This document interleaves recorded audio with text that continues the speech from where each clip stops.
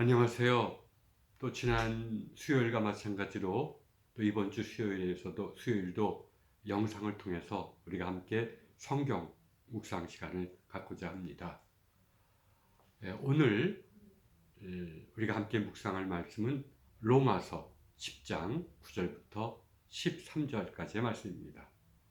제가 먼저 여러분 묵상을 돕기 위해서 봉독하고 그 뜻을 풀어준 다음에는 여러분이 스스로 이 영상을 끄고 성경 묵상의 시간을 가지시기를 바랍니다. 제가 먼저 성경을 봉독하겠습니다. 내가 만일 내 입으로 예수를 주로 시인하며 또 하나님께서 그를 죽은 자 가운데서 살리신 것을 내 마음에 믿으면 구원을 받으리라. 사람이 마음으로 믿어 의에 이르고 입으로 시인하여 구원에 이르느니라. 성경에 이르되 누구든지 그를 믿는 자는 부끄러움을 당하지 아니하니라 하니 유대인이나 헬라인이나 차별이 없음이라. 한 분이신 주께서 모든 사람의 주가 되사 그를 부르는 모든 사람에게 부여하시도다. 누구든지 주의 이름을 부르는 자는 구원을 받으리라. 모든 종교는 나름대로 구원의 길을 선포하곤 합니다. 우리 기독교도 예외는 아닙니다.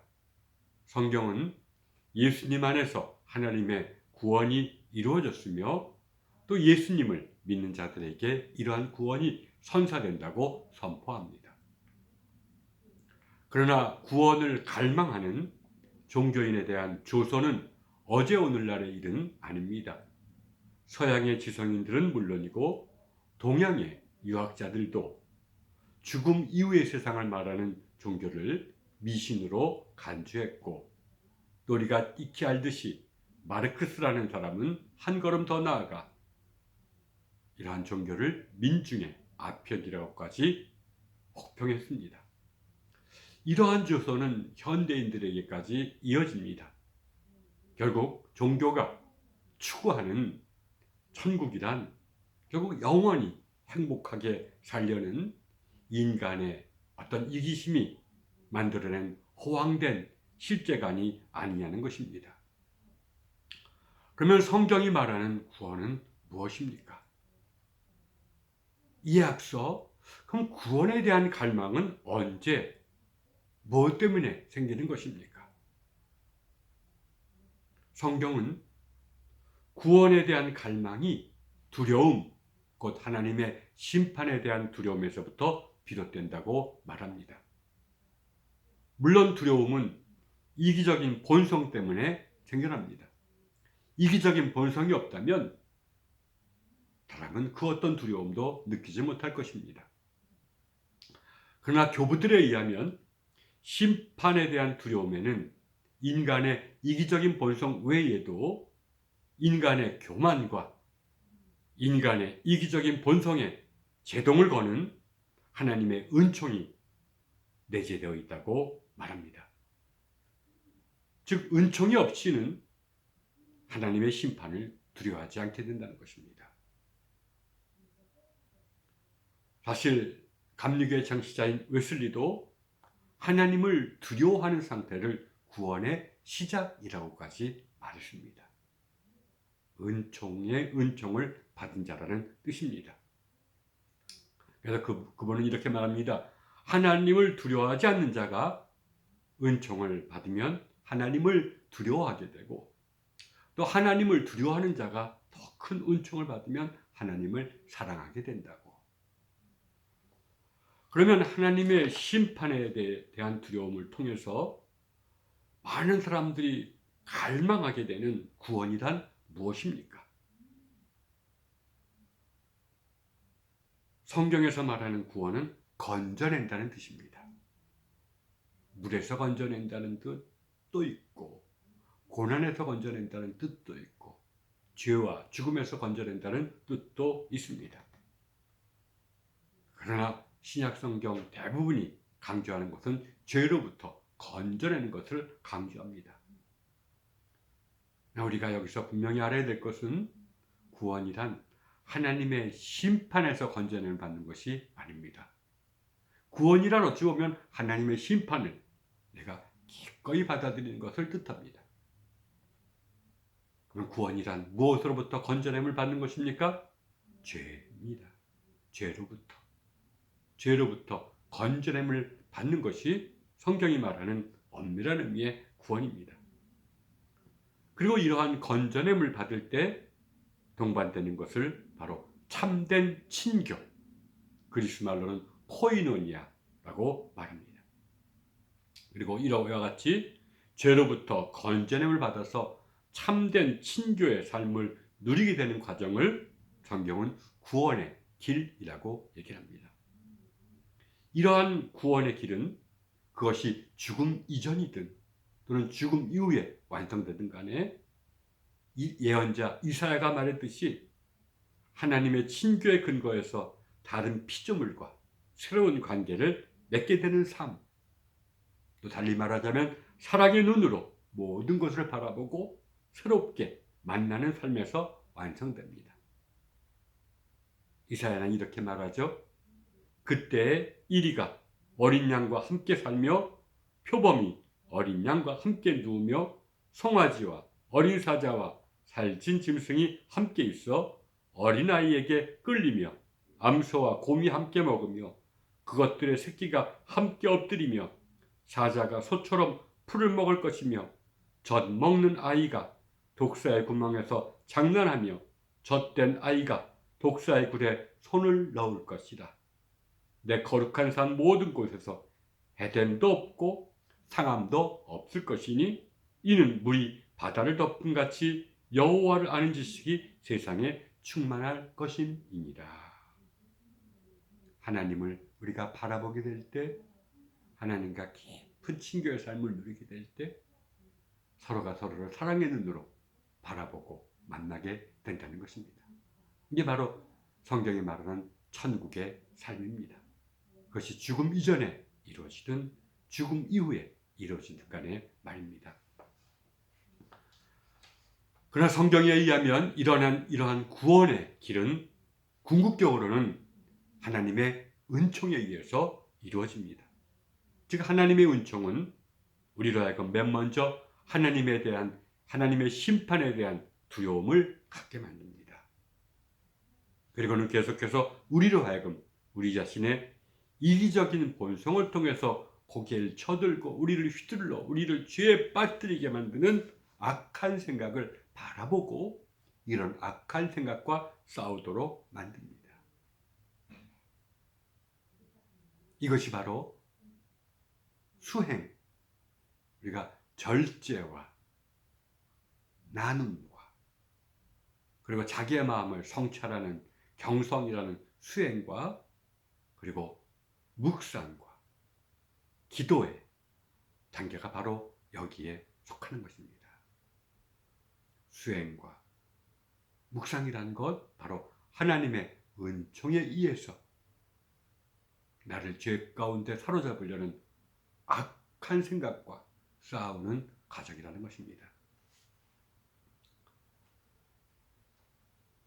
그러나 이러한 수행과 묵상이 깊어지면 때로는 고요함 속에서 누군가 나를 도우시고 나를 인도하신다는 사실을 느끼게 됩니다. 그리고 이러한 과정이 더 깊어지면 그 누군가의 현존을 느끼고 그분을 나도 모르게 신뢰하게 됩니다. 그리고는 그분의 빛에서 나를 바라보며 그분의 이름을 부르게 됩니다. 그것이 감사든 아니면 통회든 아니면 그 어떠한 것인지 말입니다. 영성 사상가들은 바로 이러한 것을 바로 본래적인 의미의 믿음이라고 얘기를 합니다. 오늘날 우리 믿음이란 사실은 믿음의 문방을 건넌 단계인지 안 넘게 단계인지 믿음의 아주 초기 단계, 곧 성경이 말하는 메시지를 내가 지식적으로 인정하고 동의하는 것으로만 이해하는 경향이 있습니다. 이것도 믿음과 무관한 것은 아닙니다. 그러나 믿음의 문지방을 넘어가는 단계지 아직 본격적인 의미의 믿음은 아닙니다. 믿음이란 값싼 것이 아니라 수행과 묵상이라는 좁은 길을 꾸준히 묵묵히 걸어가는 사람들에게 주어지는 선물이 바로 믿음인 것입니다. 기독교 영성가들에 의하면 이러한 진정한 믿음을 통해서 우리 주님께서 친히 우리의 본성을 받아들여 다시 한번 하나님 앞에 서신다고 말합니다. 그리고 하나님의 심판을 받는다고 말합니다. 이러한 과정을 통해서 결국 우리의 옛자, 옛 본성은 소멸되고 우리는 주님으로부터 주님의 본성을 선사받게 된다고 말합니다. 이것이 바로 그리스도와 연합하는 순간이요, 또는 하나님이 주시는 새로운 눈으로 세상을 바라보는 순간이요, 또 웨슬리의 말로 하면 사랑으로 충만한 순간인 것입니다. 이렇게 구원이 온전하게 이루어지면 우리는 우리의 이기적인 본성으로부터 해방되거나 또 더 깊어지면 우리의 이기적인 본성이 소멸되기도 합니다. 그러나 이렇게 구원이 깊어지면 우리는 우리 자신은 바라볼 생각도 하지 않습니다. 우리 자신에 대해서는 잊어버립니다. 그리고 오직 하나님과 그리고 하나님을 사랑하시는 피조물들의 행복만을 생각하게 됩니다. 이러한 것들을 교부들은 순수한 기도와 순수한 사랑이라고 얘기합니다. 이기적인 본성이라고는 전혀 깃들지 않은 순수한 사랑과 기도 말입니다. 요한도 이러한 영적인 구원의 실상에 대해서 이렇게 말하죠. 사랑 안에 두려움이 없고 온전한 사랑이 두려움을 내어 쫓나니 두려움에는 형벌이 있습니다. 상징적으로 말하자면 구원받은 사람은 자신의 구원에는 연연하지 않습니다. 오히려 이 땅에 고통받고 있는 피조물들이 하나님의 사랑을 받아들여 진정으로 행복하고 진정으로 구원의 길에 들어서게 되기만을 바랍니다. 자기의 동족인 이스라엘을 바라보며 고백했던 바울이 하나의 예입니다. 바울은 이렇게 고백했죠. 나의 형제 곧 고륙의 친척을 위하여 내 자신이 저주를 받아 그리스도에게서 끊어질지라도 원하는 바로라. 여러분, 우리는 이런 구원의 길에 어디에 서 있습니까? 한 번쯤 이런 경지에 들어서 본 적이 있습니까? 아니면 하나님의 심판은 두려워하지만 아직도 온전히 수행과 묵상에 몰입하지 않는 상태입니까? 아니면 때로는 한두 번쯤은 참된 사랑의 눈으로 세상을 바라보면서도 또다시 그런 세상의 물결에 또는 악한 생각에 휘둘려서 왔다 갔다 하는 상태입니다. 사실 이러한 수행과 묵상 중에 바라보게 되는 악한 생각들, 이기적인 본성을 통해서 나타나는 악한 생각들은 우리의 일상의 삶 속에서도 나타납니다. 특히 미래를 예측할 수 없는 상황 속에서는 혼란을 느끼는 이기적인 본성을 통해서 악한 생각들이 더욱 기승을 부리기도 합니다. 따라서 오늘날과 같이 두렵고 불안하고 분노하는 감정들이 사회 전체를 엄습할 때에는 무엇보다도 먼저 조용히 성경 묵상의 시간을 갖는 것은 지혜로운 삶이 아닐 수가 아닐 수가 없습니다. 사실 우리가 깊은 묵상 속에 있다면 이러한 때에 드리는 묵상 자체가 이미 하나님의 은총임을 깨닫게 될 것입니다. 우리 사랑하는 안산 부곡교회 교우 여러분, 이제 우리가 오늘 말씀 곧 로마서 10장 9절부터 13절에 의지해서 우리가 묵상을 드릴 때 먼저 5분 동안은 먼저 조용히 자신의 내면을 바라보는 심정으로, 그리고 내 안에 도무지 무엇이 있는지를 바라보는 심정으로 우리가 경성의 시간을 갖길 바랍니다. 그래서 조금이라도 바라보았다면 하나님께 감사하며 나의 실상을 바라보게 하신 성령님께서 성경을 읽고 묵상하는 과정도 인도해 주시기를 잠시 기도드리시길 바랍니다. 그리고는 성경을 펼쳐서 우리가 먼저는 모든 잡된 생각들이 사라질 때까지 한번 집중해서 성경을 5분 동안 한번 읽어보시길 바랍니다. 그리고는 이제 5분 동안 단어 하나하나, 한 구절 하나하나를 깊이 그 안에 머무르면서 깨닫게 되는 것, 느끼게 되는 것, 그 속에 더 오래 있고 또 이 말씀에 비춰서 나를 한번 바라보면서 5분 동안 묵상하신 후에는 또 5분 동안 기도를 드리시기를 바랍니다. 그리고 의식적으로 나머지 5분은 이제 고요함 속에 머물러 보려고 애를 써보시기 바랍니다.